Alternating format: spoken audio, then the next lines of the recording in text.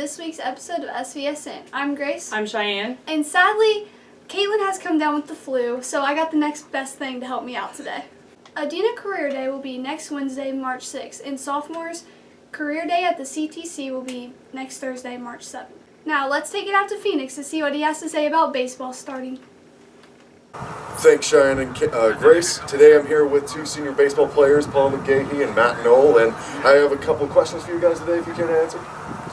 All right, so Matt, this is a really weird time for you. You guys have a new coach, and it's just your last season playing baseball, so what do you think about your new coach? Coach Teeters, he's a real great guy. He's really involved in the game of baseball and the players, and I think he's going to be really good this year. All right.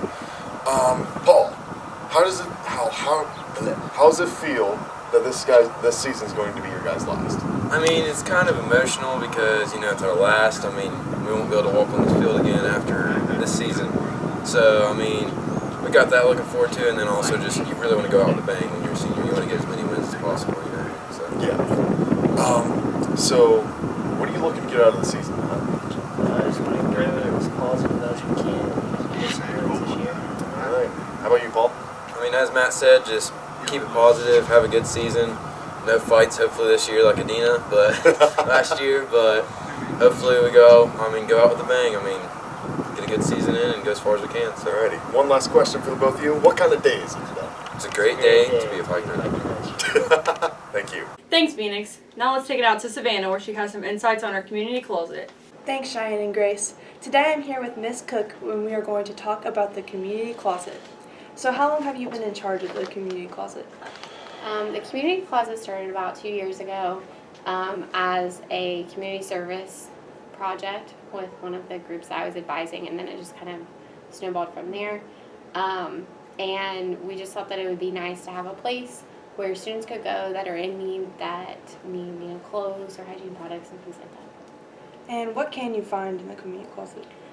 So we have coats ranging anywhere from springtime coats to winter coats, pants for both boys and girls, shirts, hoodies, sweaters, underwear, socks, scarves, belts, shoes, hygiene products like shampoo, deodorant, body wash, razors, things like that. So it's a variety of items that students would just essentially need, depending on what has been donated, because it's all donation driven.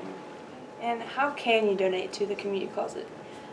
So you can drop off items at the high school office, and they know they'll contact me, and I'll have somebody take it down to the closet. Also, aside from that, you can order from our Amazon wish list, which will the link will be in the description below, and you can see some of the items that we most commonly need, such as underwear and socks. That's a huge one that usually goes pretty fast, and that's something that's not donated often because a lot of the clothes are used, but those obviously need to be new. Same thing with bras and hygiene products such as shampoo and things like that. That's what we really need right now more than anything else. And how can a student access the community closet? Okay, so we have paper forms in the office, in the guidance office, that they can go and they can fill out, and basically they just put down the items that they're in need of, and then they can choose if they want us to call them out of RISE. I can send a student that's very familiar with the closet to go get them and take them down so that they can look through and pick the items that they need. But if it's something specific, or deodorant or something like that, or they don't really want to be called out during RISE or to stay after school, then we could even place the items in their locker, and so they can choose that. If they, are worried about going into guidance and filling out a form or something like that, the student can talk to me. They can talk to a lot of the other students that help with it. Nicole Carroll has been awesome at helping me maintain the closet. Or they can talk to their homeroom teacher, and I've had a lot of teachers say, hey, this student needs to go down there, and I send them down, or going to the nurse's office and telling them. So there's multiple ways, but mainly it's just letting somebody know that, hey, I need this, and then everything's available to them. Thank you, Ms. Cook. Back to you, Grace and Cheyenne. Juniors and seniors, prom will be Saturday, April 13th. Now let's zoom it out to Avery. Thanks, guys. The track season starts Monday, March 4th, with their first practice/conditioning. But the first meet, though, is the 26th of March at the Jackson Open. So if you want to come support the Streaks, hey, just head on out there. Be there or be square. They're completely redoing the track, though, and making it completely better, and they're making a new soccer field and football field. The soccer field and football field is going to be completely turf, and the track, well, they're just completely redoing that and making it so much better. And actually here with us today, I got a track star himself, Philip Reynolds. So, Philip, could you help us and tell us about how this new track is going to help your guys during the season? Well, I think it will help because, you know, obviously the more new stuff you have, the better you do. You know, like it raises the players' confidence, and the more confidence they have, you know, it just makes them so much better. You know, you perform how you think, and if you think you're going to do good, well then, you know, you just do good. All right, thank you. Back to you guys. Thanks, Avery.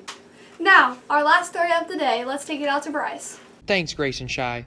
Students on the Science Bowl team have been practicing on Mondays and Thursdays during RISE to prepare for the annual South Central Ohio Science Bowl competition at Shawnee State University.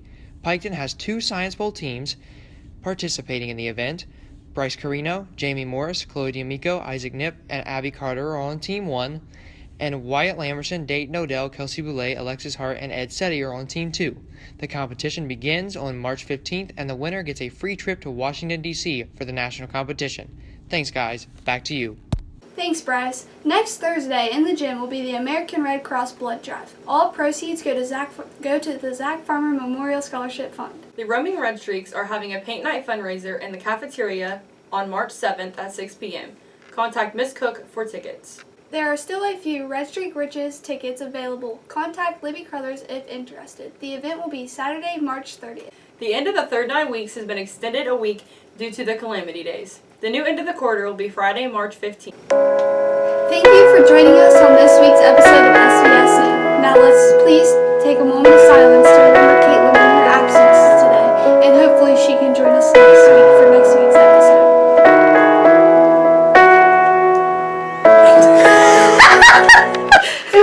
I forgot to say, see you guys next week.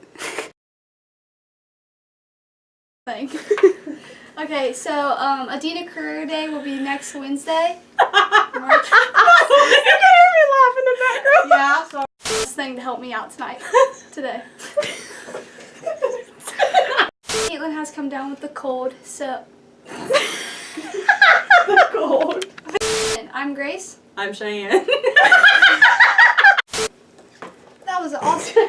Sorry, my phone is on the table. Raffle tickets available. Oh my god.